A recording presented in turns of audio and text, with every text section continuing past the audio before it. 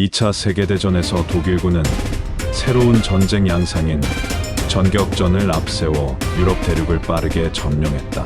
이 전략을 구사한 인물들 가운데 롬멜과 하인츠 구데리안 장군은 독일군의 상징과도 같은 존재로 남아있다. 에르빈 롬멜 장군은 사막의 여우라는 별명으로 유명하며 북아프리카 전선에서 전차 부대를 지휘하며 연합군에 큰 타격을 입혔다. 한편 하인츠 구데리안은 독일군 기갑부대의 선구자로 전격전 개념을 구체화하고 실전에 적용한 인물로 널리 알려져 있다. 이번 글에서는 롬멜 장군의 주요 전공과 그의 군사 전략을 살펴보고 그가 구데리안과 함께 어떻게 독일군의 전격전 개념을 강화하며 제2차 세계대전에서 두각을 나타내었는지 알아본다. 에르빈 롬멜은 제1차 세계대전에서 이미 유능한 군인으로 두각을 나타냈다. 그러나 그가 전 세계적으로 명성을 얻게 된 계기는 제2차 세계대전에서였다. 롬멜은 1940년 프랑스 침공 시 독일군 7기갑 사단을 이끌며 연합군의 방어선을 돌파하는 데 중요한 역할을 했다. 특히 그의 부대는 유령사단이라는 별칭을 얻었을 만큼 빠르고 효율적으로 움직이며 프랑스 전역을 돌파했다. 이후 롬멜은 북아프리카로 이동하여 아프리카 군단을 지휘하며 연합군과 싸웠다. 그는 아프리카 전역에서 뛰어난 전술로 연합군에 큰 타격을 입혔으며 빠른 기동성과 예측할 수 없는 공격으로 사막의 여우라는 별명을 얻게 되었다. 하인츠 구데리안은 독일군의 기갑부대 전략을 수립한 주요 인물로 평가받는다. 그는 1930년대에 전차와 기계와 보병을 결합한 신속한 전격전을 구상했다. 이 전략은 적의 방어선을 빠르게 돌파하고 후방의 주요 지점에 침투하여 적의 병력을 고립시키는 데 중점을 둔 것이었다. 구데리안은 이러한 전술을 체계화하며 독일군의 기갑부대를 강화했고 이는 이후 프랑스, 폴란드 침공에서 큰 성과를 거두게 했다.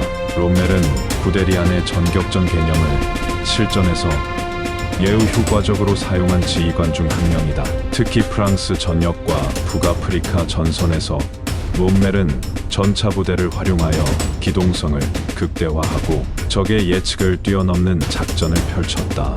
롬멜은 종종 상급 지휘부의 명령을 기다리지 않고 스스로 판단하여 신속히 행동했으며 이는 전장에서의 전격전 개념을 더욱 발전시키는 계기가 되었다. 1940년 프랑스 전역에서 롬멜은 독일군 제7기갑 사단을 이끌며 빠른 기동으로 프랑스를 공격했다. 이때 구데리안의 전격전 이론을 바탕으로 한 전략이 프랑스 방어선을 무너뜨리는데 중요한 역할을 했다.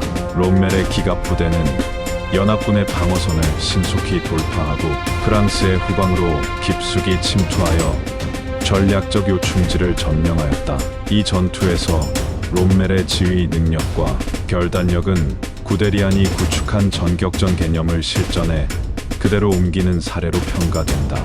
그는 적군의 약점을 포착하여 공격하는데 매우 능했고 기갑부대의 이동을 적군이 예측하기 어려울 만큼 유연하게 운영하였다. 북아프리카 전선에서 롬멜은 독일과 이탈리아 연합군을 지휘하며 영국군과 싸웠다.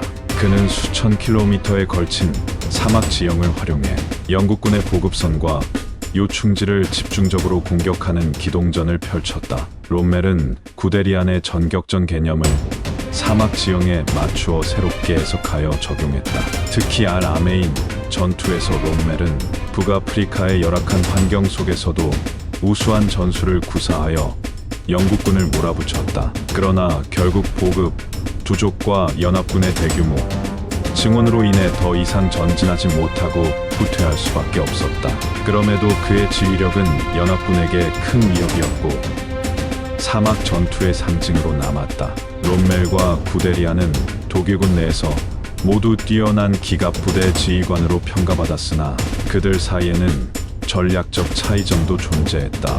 구데리안은 철저한 전술 계획과 병참 보급을 중요시하는 반면 롬멜은 상황에 따른 빠른 결단과 기동성을 중시했다. 이러한 차이로 인해 구데리안은 종종 상급 지휘부와 충돌하였으나 롬멜은 현장에서 자율성을 극대화하여 더욱 과감한 작전을 펼쳤다. 전쟁 후반기 롬멜은 독일 본토 방어를 위해 연합군의 노르망디 상륙작전에 대비하는 방어선을 구축하는 임무를 맡게 되었다. 그는 해안 방어선을 강화하고 지뢰 및 장애물을 설치하여 연합군의 상륙을 지연시키고자 했으나 결국 연합군의 압도적인 병력과 지원으로 인해 방어에 실패하게 된다. 롬멜은 구데리안과 함께 독일 기갑전의 상징적 인물이었지만 그의 전쟁 이후에는 히틀러와의 불화와 군사적인 결정권에서의 제약으로 인해 고립되었다. 결국 그는 연합군과의 협상이 실패하자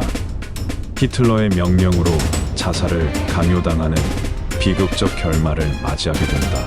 롬멜의 생애는 독일군 기갑전의 영광과 비극을 모두 담고 있으며 그의 군사적 업적은 오늘날에도 전쟁사에서 큰 교훈으로 남아있다. 롬멜 장군과 구데리안은 각각의 방식으로 독일군의 기갑 전력을 강화하며 제2차 세계대전의 전장을 혁신적으로 바꿨다. 롬멜은 구데리안의 전격전 개념을 실제 전장에 유연하게 적용함으로써 독일군의 전투 효율성을 극대화했다. 반면 구데리안은 전략적 구상을 통해 기갑전의 새로운 길을 열었다.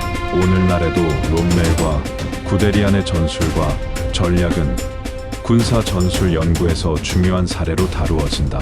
두 인물의 전쟁사적 의미는 단순히 독일군의 승리와 패배를 넘어서 전쟁 속 기갑 부대의 중요성을 다시금 일깨워주며 현대 전쟁 양상에 깊은 영향을 미쳤다.